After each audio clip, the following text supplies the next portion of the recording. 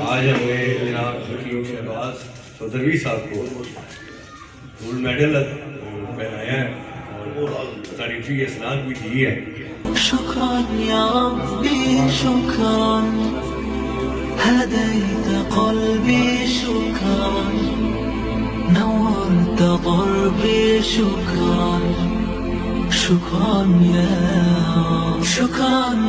رب. بسم اللہ الرحمن الرحیم. پیارے بھائی اور بہنوں، السلام علیکم ورحمۃ اللہ وبرکاتہ. امید ہے کہ آپ سب خیریت سے ہوں گے. میں ہوں آپ کا میزبان حکیم شہباز حسین نوان اور آپ اس وقت دیکھ رہے ہیں Hakeem Shahbaz herbal T V on YouTube.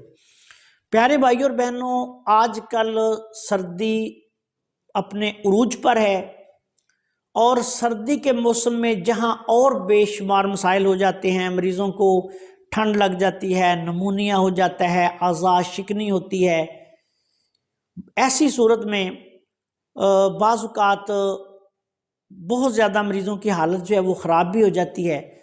ان تمام مسائل کے ساتھ ساتھ ایسے لوگ جو فالج میں مبتلا ہوتے ہیں، مختلف قسم کے فالج میں، تو ان کو بھی سردیوں میں بار بار جو ہے وہ فالج کے دورے پڑتے ہیں.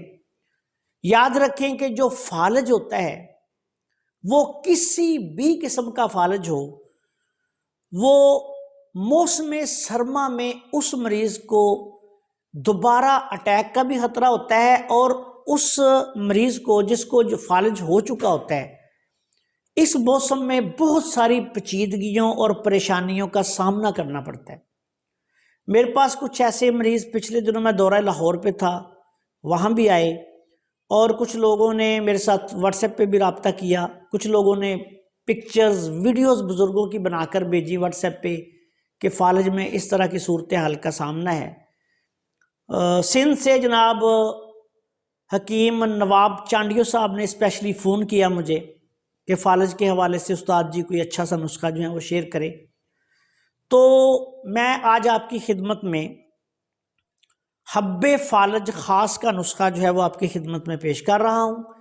یہ نسخہ جو ہے یہ فالج کے لیے بھی بہت اعلیٰ ہے، لیکن فالج کے ساتھ ساتھ تمام بلغمی امراض جو ہیں، فالج ہو، لکوہ ہو، راشا ہو، بلغمی دما ہو، بلغمی کھانسی ہو، جوڑوں کے درد ہوں، پرانے امراض باردہ ہوں، بعض لوگوں کو ٹھنڈ کی وجہ سے مزاج اعصابی عضلاتی ہو یا عضلاتی اعصابی ہو، دونوں صورتوں میں بہت زیادہ ایسے جو مریض ہوتے ہیں ان کو موسم سرما میں سردی کا سامنا کرنا پڑتا ہے، دردوں کا سامنا کرنا پڑتا ہے، اعضاء شکنی کا سامنا کرنا پڑتا ہے، فالجی کیفیت کا سامنا کرنا پڑتا ہے.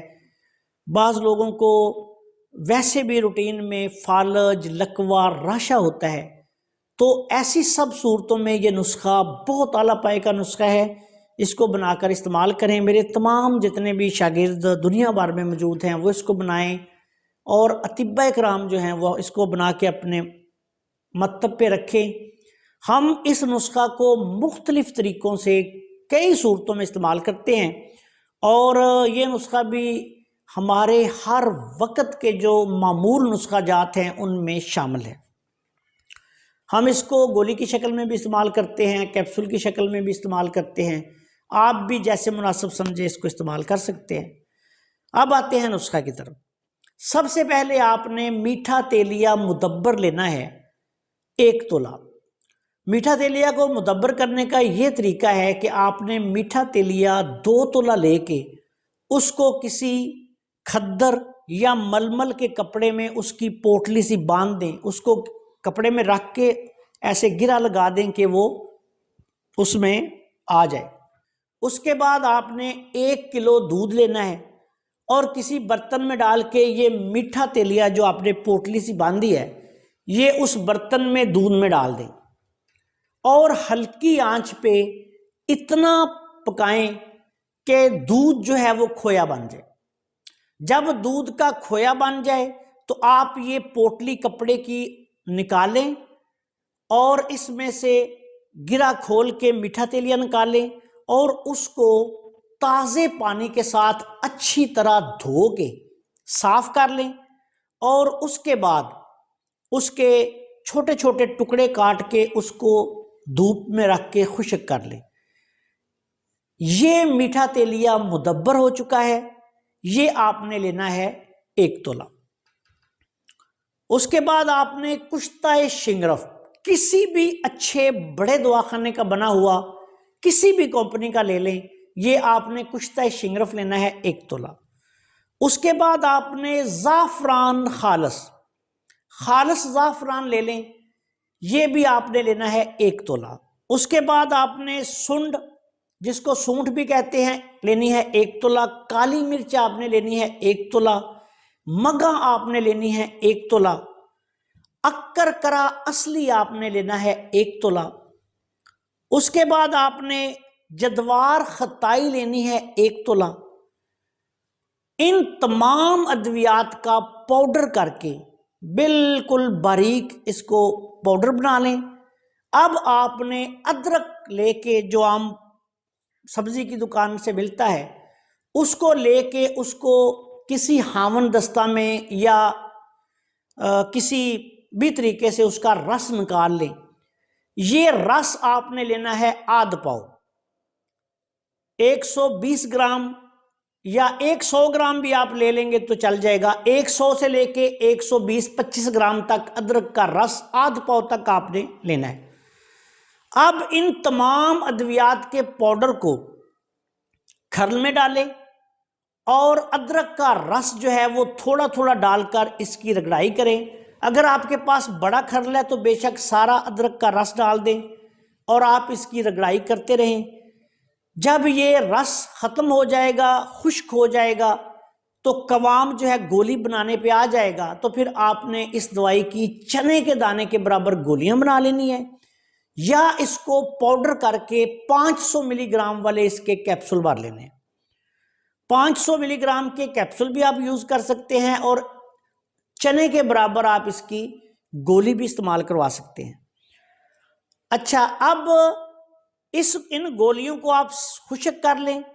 اگر آپ نے کیپسول بنائے ہیں تو ان کیپسولز کو محفوظ رکھیں۔ اب آپ نے ایسے کرنا ہے کہ صبح و شام ناشتے کے 1 گھنٹے بعد، اور اسی طرح رات کو کھانے کے 1 گھنٹے بعد، 1 کپ دودھ میں 1 چمچ دیسی گھی ڈالیں اور اس کے ساتھ مریض کو یہ کیپسول جو ہیں وہ کھلا دیں، یا گولی اگر آپ نے بنائی ہے تو گولی بھی آپ کھلا سکتے ہیں۔ صبح و شام اس کی خوراک ہے۔ یہ ایک تندرست صحت مند ایسا بندہ جس کا وزن 70 کلو سے لے کے 80، 90، 100 کلو تک ہو، اس کی یہ مقدار خوراک ہے۔ اگر اس سے کمزور مریض آپ کے پاس آتا ہے تو پھر آپ نے اس دوائی کی مقدار خوراک آدھی کر دینی ہے، یعنی 500 ملی گرام کی جگہ پھر آپ نے اس کو 250 ملی گرام میں استعمال کروانا ہے۔ اور یہ بات یاد رکھیں کہ اس کو ہمیشہ ناشتے کے بعد استعمال کروائیں۔ علاج کے دوران مریض کو مرغن غذائیں جو ہیں کوشش کریں کہ وہ لازمی تھوڑی بہت استعمال ہوتی رہیں۔ بالخصوص دیسی گھی کا استعمال کم از کم دن میں 2 چمچ 3 چمچ لازمی کروائیں، دودھ کا استعمال کروائیں، اور اس کے ساتھ ساتھ مقویات، یعنی بکرے کی یخنی ہو گئی، بکرے کا گوشت ہو گیا، انڈے ہو گئے، دیسی انڈے ہو گئے، یا دیسی مرغ کی یخنی، اس طرح کی جو مقویات ہیں، کھجور، اخروٹ، بادام، کاجو وغیرہ، مریض کو یہ غذا میں لازمی دیں۔ اور انشاءاللہ آپ دیکھیں گے کہ موسم سرما میں، اس موسم میں جو فالج کے مریض بار بار فالج کا جن کو اٹیک ہو رہا ہے، وہ بھی اللہ کے فضل سے ٹھیک ہو جائیں گے۔ ایسے بھی مریض میں نے دیکھے ہیں فالج کے وہ مریض، یا راشا کے وہ مریض، یا ویسے بھی بعض اوقات ایسے مریض جن کو پٹھوں میں دردیں بہت زیادہ ہوتی ہے، جسمانی دردیں بہت زیادہ ہوتی ہیں، اور ان کا جسم بالکل ٹھنڈا یخ ہو جاتا ہے، ایسے مریضوں کے لیے بہت اعلیٰ پائے کا یہ نسخہ ہے۔ 1 گولی جو ہے دودھ پتی کے ساتھ بھی آپ استعمال کروا دیں تو جسم میں ایک لہر دوڑا دیتا ہے۔ اس نسخہ کا مزاج جو ہے یہ گرم خشک بنتا ہے، اور تمام امراض باردہ، میں نے تو ابھی بہت تھوڑے آپ کو گنوائے ہیں، جو اطباء کرام ہے اس کو تمام اعصابی امراض میں، تمام خشک سرد امراض میں استعمال کروا سکتے ہیں۔ اور جو اطباء کرام مزاجوں کو نہیں سمجھتے، وہ ہر ٹھنڈی مرض میں، ہر ایسی تکلیف جو ٹھنڈ کی وجہ سے ہو، بلغمی مزاج کی وجہ سے ہو، کچے صداع کی وجہ سے ہو، جسم سے حرارت کے اخراج کی وجہ سے ہو، اس میں اس کو استعمال کروا سکتے ہیں۔ فالج، لکوہ، راشا کی بہت اعلیٰ پائے کی دوائی ہے، جسمانی دردوں کے لیے بہت اعلیٰ پائے کی دوائی ہے، جوڑوں کے دردوں کے لیے بہت اعلیٰ پائے کی دوائی ہے، گینٹھیا کے لیے بہت اعلیٰ پائے کی دوائی ہے۔ ایسے گینٹھیے کے مریض جن کے جوڑ ٹیڑھے ہو چکے ہوتے ہیں، انگلیاں ٹیڑھی ہو جاتی ہیں، اس کو مسلسل استعمال کریں، اللہ کے فضل و کرم سے جوڑ ٹھیک ہو جائیں گے۔ اور جن لوگوں کے جوڑ جو ہیں وہ جام ہو چکے ہوتے ہیں، منجمد ہو جاتے ہیں، وہ بھی کھل جائیں گے۔ لیکن ایسے لوگ جو ہیں پھر وہ اس دوائی کے ساتھ روغن نمبر 4 جو ہے ہمارا قانون مفرد غذا کے طبیب جو ہیں وہ سمجھتے ہیں، وہ روغن نمبر 4 غدی عضلاتی روغن کی مالش جو ہے ان کو کروانی پڑے گی۔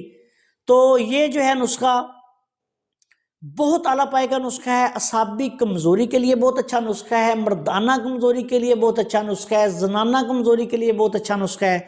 جو خواتین ہر وقت تھکی تھکی بالکل سر سے لے کے پاؤں تک نیم مردہ رہتی ہیں، پٹھوں میں کھچاؤ ہوتا ہے، سردی ان کو ہر وقت لگتی رہتی ہے، ان کے لیے بہت اعلیٰ پائے کا نسخہ ہے۔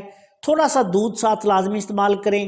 اگر کوئی بندہ اس کے ساتھ خوراک زیادہ نہ کھا سکے تو یا ایسا مریض، بعض لوگ ایسے ہوتے ہیں کہ جو کمزور بھی تھوڑے ہوتے ہیں، ہمیں دوائی ان کو دینی پڑتی ہے اچھی، تو اگر وہ دن میں 2 دفعہ اس کو استعمال کرنے سے کوئی گلے میں خشکی یا جسم میں کوئی تھوڑی سی حرارت یا بے چینی سی محسوس کریں تو وہ دن میں 1 گولی یا 1 کیپسول بھی اس کا استعمال کر سکتے ہیں، یا پھر اس کے ساتھ دودھ کا استعمال زیادہ کریں، دیسی گھی کا استعمال زیادہ کریں۔ اللہ کے فضل و کرم سے آپ دیکھیں گے کہ وہ بہت جلد شفا یاب ہو جائیں گے۔ آخری بات کہ بعض صورتوں میں، عمومی طور پر تو نہیں لیکن بعض صورتوں میں ایسے مریضوں کا ایسی بھی حالات ہوتے ہیں کہ بلڈ پریشر ہائی ہوتا ہے، تو ایسے مریض اگر ہائی بلڈ پریشر میں بھی مبتلا ہوں تو پھر آپ نے اس دوائی کے ساتھ ہائی بلڈ پریشر کی کوئی اچھی دوائی جو ہے وہ لازمی استعمال کروانی ہے۔ ایک آخری نقطہ آپ کو یہ بھی سمجھا دوں کہ ایسی دوائیں جب آپ استعمال کروائیں تو مزاج کے مطابق ایسے مریضوں کو کوئی نہ کوئی اچھا ہاضم لازمی دیں تاکہ ان کا نظام انہضام درست رہے اور اس نسخہ کو بھی وہ ہضم کر کے جزو بدن بنا سکے۔ تو یہ ایک بہت بڑی بات ہے، اکثر طبیب جو ہیں وہ اس پہ خیال نہیں کرتے، پھر ان کے مریض جو ہیں وہ شفا یاب نہیں ہوتے۔ شفا تو دینی دیکھیں اللہ کا کام ہے، اللہ کے ہاتھ میں ہے، لیکن ہم لوگوں کا جو کام ہوتا ہے کہ اچھی ادویات بنانا، ان کو صحیح بنانا اور اس کے بعد پھر ان کو صحیح طریقے سے استعمال کروانا، ہمارا کام یہیں تک ہوتا ہے۔ تشخیص درست کرنا، تجویز درست کرنا اور پورا اپنا علم اور تجربہ استعمال کر کے نسخہ لکھ دینا، اس کے بعد پھر آگے سارے کام جو ہیں وہ شافی حقیقی کے ہوتے ہیں۔ کوئی بندہ دنیا میں یہ دعویٰ نہیں کر سکتا کہ وہ کسی کو شفا دے سکتا ہے، یہ صرف میرے رب کا کام ہے اور اسی کے کرم سے سب کو شفا ملتی ہے۔ آپ سے گزارش ہے کہ اگر آپ نے ابھی تک ہمارے چینل کو سبسکرائب نہیں کیا تو چینل کو سبسکرائب کر لیں اور ہماری ان ویڈیوز کو اپنے دوسرے دوستوں کے ساتھ شیئر بھی کر دیا کریں تاکہ وہ بھی ان سے فائدہ اٹھائیں۔ السلام علیکم ورحمۃ اللہ وبرکاتہ۔